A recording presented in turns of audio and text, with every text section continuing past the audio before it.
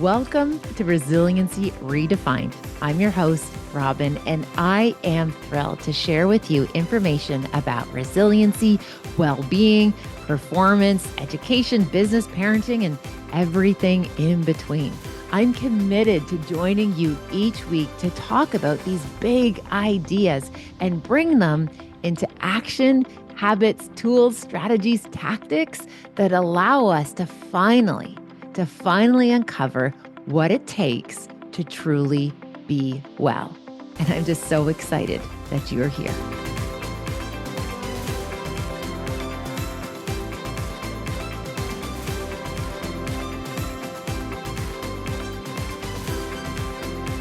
Welcome back, everyone. This is Robyne. I'm so excited for us to connect today on Resiliency Redefined. And I thought the big idea that we could unpack was something that I was able to kind of work through with a group that I just had a huge event with last week in Chicago. So I had the opportunity to be in Chicago for the American Veterinary Medical Association. I think I just butchered that name, but essentially it was these amazing groups of people in veterinary medicine. We all gathered in Chicago. There was hundreds of folks. And I love the idea that we talked about in some of the work around high performers, which clearly our veterinary community are high performers. It's like we know better, but we don't always do better. So I thought today's episode could be all about the knowing doing gap, which is that space between knowing what we ought to be doing and should be doing, could be doing, and actually doing the thing. So I'm going to bring you some of these insights from, again, working with some really remarkable people about how do we look at this from a behavioral perspective. So to kick us off, I think it's so important to recognize that, yeah, we know a lot of what we, again, could be doing, should be doing, or ought to be doing. And then putting it into practice is a whole other ballpark. Okay, that's a whole other game. So, how do we start to narrow that gap or bridge the gap? My first invitation is to acknowledge the fact that we aren't necessarily very good at it. We need to be able to acknowledge and recognize the fact that we know better, but we don't always do better.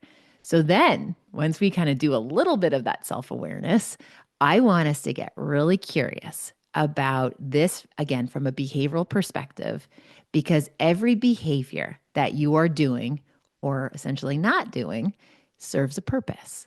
Every single decision, everything you do, it serves some purpose. So let's kind of unpack that. So let's say you decide to set your alarm in the morning for, let's say, 6 o'clock, and you're going to get up and you're going to go for a walk. And 6 o'clock rolls around. Okay, 6 o'clock rolls around, and then you hit snooze and you ended up staying in bed for like the extra hour. What is the real you? Who is the real you? Are you the one who set the alarm at 6 a.m. or are you the one who gets up or hits snooze or whatever? Who is you? Well, the reality, it's always you, but it's different behaviors or thoughts or practices that are being activated. So I like to think about it this way. The 6 a.m. setting the alarm, that's motivation, right? That's that spark of like, hey, I'm going to get something done. I want to start my day in a really active state. To be able to do it, I'm going to set an early alarm. That's motivation. Discipline is getting out of bed at 6 a.m. Okay, so discipline is getting out of bed at 6 a.m. and following through. And you might recall in an earlier episode, we talked about how do we improve our self-esteem or our self-efficacy in the most instrumental way? Be a person who does what they say they are going to do. That is the best way to strengthen our self-concept, to strengthen what we call self-trust. Be a person who does what they say they are going to do, because then you can rely on yourself. You have this like commitment to being a person who follows through. So does that mean every time that alarm goes off at 6 a.m. that we have to get up? The question, you know what? Maybe not. Now, this might feel like a wee bit like, Robyne, you literally just threw us a curveball. What are you talking about? If you aren't getting good rest and you're not sleeping well, My invitation for you is to focus on the sleeping well part of it. And if you aren't sleeping well, getting up and doing a hard workout, for example, is going to add more stress to your body. It's going to add more of that distress. So, actually getting good rest is more important. So, I think we need to be, again, this is that self awareness piece. Setting your alarm in the evening, we want to be realistic with where we're at, what's the priority, and what's going on in our lives. Because so often I see folks who are literally like sustaining life in this like dumpster fire, right? They're janitors of craziness. And then they're like, oh, I'm going to sign up for a new CrossFit class, or I'm going to try this new diet, or I'm going to do this thing. And it's like, is this the time?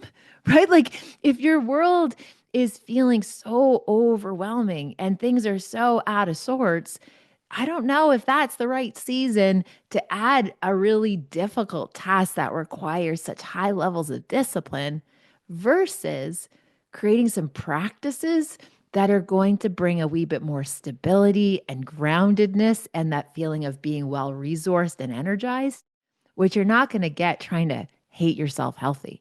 That's not where you're going to find those benefits.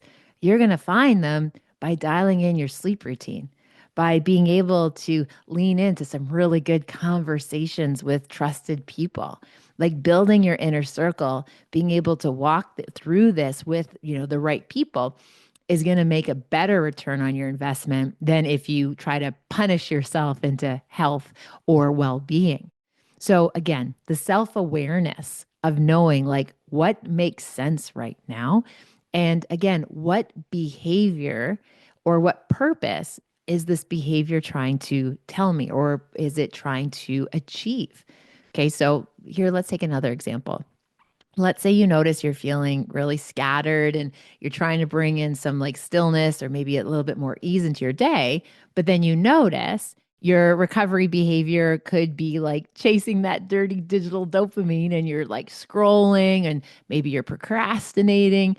Okay, instead of meeting that with judgment, right? Like, oh my gosh, I'm so morally polluted. I just spent 2 hours scrolling. What if we met it with curiosity?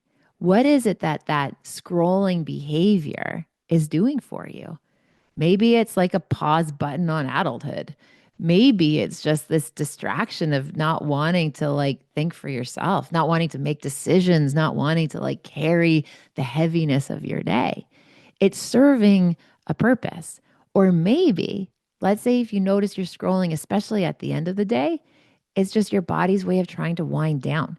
Now, it doesn't mean it's the best way to wind down, but it's like what you have in terms of the energy that you have to put in a wind down practice. That's as good as it's maybe going to get for you. Unless unless we look at it perhaps with a little bit more compassion, right? As we look at it and be like, okay, what is it that I'm really trying to achieve, or what is it that I'm looking for? Or maybe you're scrolling is because you're actually looking for connection. You want to see that other people are also trying to figure this out and are stick handling busy, full, complicated days, experiences. Perhaps that could be it too. So just getting kind of curious. And if you notice, right, if you notice, like, yeah, okay, wow, this is just about just wanting to pause, just wanting to block out the world, like forget about all the noise and that negativity. And I'm just going to like go down these rabbit holes. Okay, can we do it in a way or structure it in such a way that you can get what your need is so it can be met, right? You can still meet your need, but perhaps not in a way that's going to like derail some of your goals or derail some of the things that you're actually wanting to do and to achieve. So here's an example. Maybe setting up some guardrails that you're not going to scroll in when you're in bed, right? Or scroll, for example, when you're watching TV or your favorite show at nighttime, trying to decompress. And you've probably seen this like meme or the meme where it's like, we spend all our day on looking at medium-sized screens and then we unwind by looking at larger screens while scrolling on the little screen, right? Or something to that effect. Again, maybe set up some guardrails as to when you are going to do that behavior. Now, as a behaviorist, one of the things that I'm mindful of, just to give us a bit of clarity on this one, why is scrolling so like addictive? It's because it is on what we call an intermittent reinforcement schedule. So I'll give you an example. If you were to think of like scrolling, same as you think of like playing a slot machine, okay? It's this idea that you never know when you're going to get the win, or you never know when you're going to get that digital or that dopamine hit. So on our slot machines, it's a money reinforcer. And in the virtual world or on a screen, social media, it's like the laugh or the little nugget of knowledge, right? We don't even know what the incentive is, but there's something out there.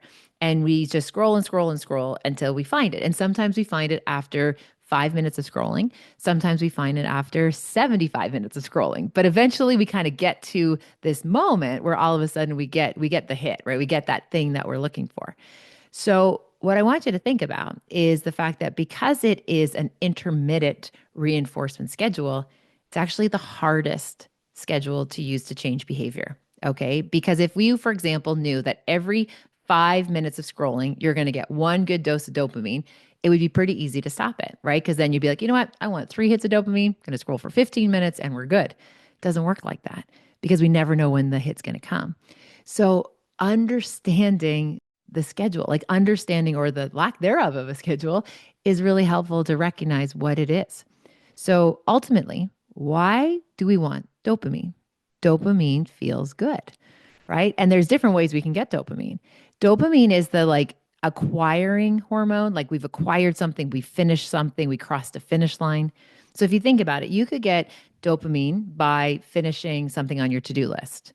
Or you can get it by scrolling on the phone and like seeing a really fantastic puppet video. So what's your brain going to choose? What's the brain going to choose? It's going to do the heavy work and I'll get a reward, or do something easy and I can get a reward. We're always going to lean towards that path of least resistance unless we're intentional. Okay. Unless we set ourselves up for success. Now, somebody recently asked me the digital dopamine hit that I get when I find something funny, let's say on social media, versus the dopamine I get when I finish a task, is it the same? And the reality is, it is. Yes. Our body doesn't differentiate between like, oh, this is like hard earned, well earned dopamine versus, wow, you found a little biohack and you're going to get a little bit of this. It's the same compound. It's the same as like when we look at cortisol, our bodies, so cortisol, the stress hormone, our bodies can't differentiate if it's like, wow, I've been chased by a tiger, right? And that's why my body's full of this cortisol. Or if I had 3 Zoom meetings back to back and had difficult conversations, right? Our bodies can't differentiate like, oh, this is good cortisol. This is just me doing my job versus I've been chased by a tiger. Helpful to know because, again, often we kind of structure this idea that like certain hormones are good and some are bad. But when we're talking about compounds like cortisol or dopamine, our body doesn't, it's not a moral issue. It's not like, ooh, this is the good stuff, this is the not so good stuff, and how you got it. The reality is that you have it and we have to process it if we want to feel better, if we want to be able to really understand our behavior. Okay, so I really hope that you're still with me so far on this idea. So, all behavior serves a purpose. A lot of times we're going to find the behavior that gets us to the goal with the least amount of resistance. So that's obviously why we perhaps do some behaviors that might be a wee bit more maladaptive than adaptive. But essentially, all our behavior is either helping us get closer to the goal or it's hindering us based on the schedule, based on how close that reward is going to be. Okay, so how do we, circling back to the top of this episode, how do we decrease the knowledge doing delta or the knowledge doing gap? A, self awareness. B, curiosity about what behaviors are present. And C is to get intentional. We want to set the intention, and that way we have a game plan.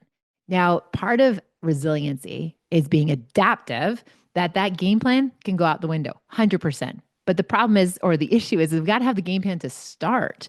We don't want to be reactive to our days. We want to be in charge, right? We want to be ahead of all of these physiological and biological markers that are going to, again, help or hinder our progress. So, what does getting intentional look like? We need radical clarity on how it is that we want to feel. So, my friends, this isn't like goal setting, this is feeling setting. How do you want to feel today? So when you wake up Okay. Or perhaps even you do this the night before, depending on what your flow state is. When you start your day, we want to just get clarity of how it is that you want to feel today. Do I want to feel well resourced? Do I want to feel patient? Do I want to feel productive? Do I want to feel grounded? Do I want to feel energetic?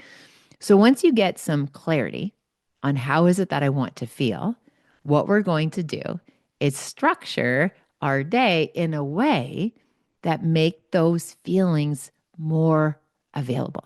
That we like success is inevitable because we've designed our day to be like that. So let's say you want to be more productive, right? Gosh, with my workflow, I want to feel more productive. What would your day map look like? Well, number one, you want to start in a place of creating. Okay. You want to start in a place of creating, not in a place of consuming. So if I want to be productive, I'm going to do my morning routine, which is predictable, it's consistent, and it makes me feel like I'm set up for my day, whatever your morning routine looks like. And then when I go into that productive window, I'm going to have a schedule of time on task. I'm going to like block out an hour, right? 55 minutes or an hour where I'm able to do the thing that I want to do. So I'm going to block out the noise. I'm going to block out the distractions. I'm not going to be definitely looking at email first thing in the morning if I want to be productive. What I want to do is get really clear on what I am able to do in this 60-minute work window. And what you're going to notice is that you could try to do that same task, let's say 60 minutes. You could try to do that off the edge of your desk or the side of your desk or in between meetings. It's going to take so much more energy to stay, quote, disciplined. It's going to take so much more effort to be able to get it done. And it's going to be a bigger drain on your cognitive energy versus if you just bookended and blocked a work window of time on task. So being really intentional. Now, I am a firm believer of like 1 good hour for a high performer with very little distractions sets you up for success. You can be more productive in that 1 hour than if you have, I think it was my bestie Jill Carr. She sent me a link and it was to a video called like, I think it was called Leaky Brain, where it's like you're just kind of like going in all different directions and lots of different places and spaces. So again, trying to get really strategic. I believe 1 hour of time on task with a high performer is worth its weight in gold compared to a distracted 7 hours, right? A messy, distracted 7 hours, you're not going to get a good return on your investment. And what I have also learned, the more that we set up these like little work windows for optimal success, they become self-reinforcing, which means it feels so good to get it done, which means we won't need as much discipline in the future because it's going to be becoming a place where we can readily get that feeling, which is feeling productive when we set up the environment correctly. Okay, so that's one example. Another example, and I can already imagine people saying, okay, well, what does that morning routine look like that you kind of glazed over? The morning routine is a structured practice that you do for you, and it's not selfish, it's science. It's creating this idea of predictability to start your day off. Okay. And if you want to learn more about morning routines and habits, we can have a whole other episode about that. But the idea that I do want to get us started off here today in our time together, again, let's break down how do we start to minimize that knowledge and doing gap. One, self-awareness. B, curiosity and intention.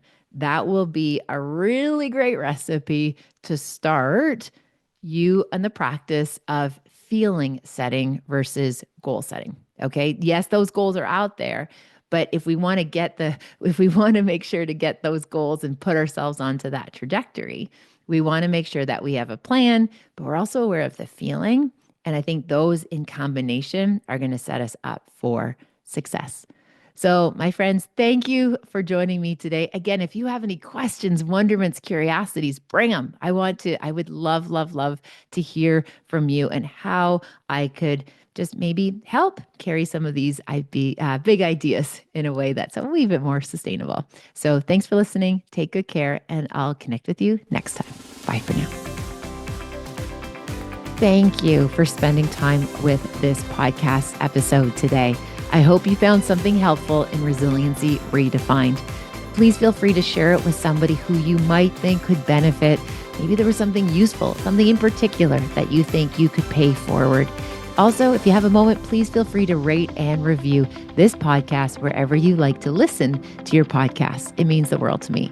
And again, thanks for your time. Thank you for your interest. Take good care, and I'll see you next time.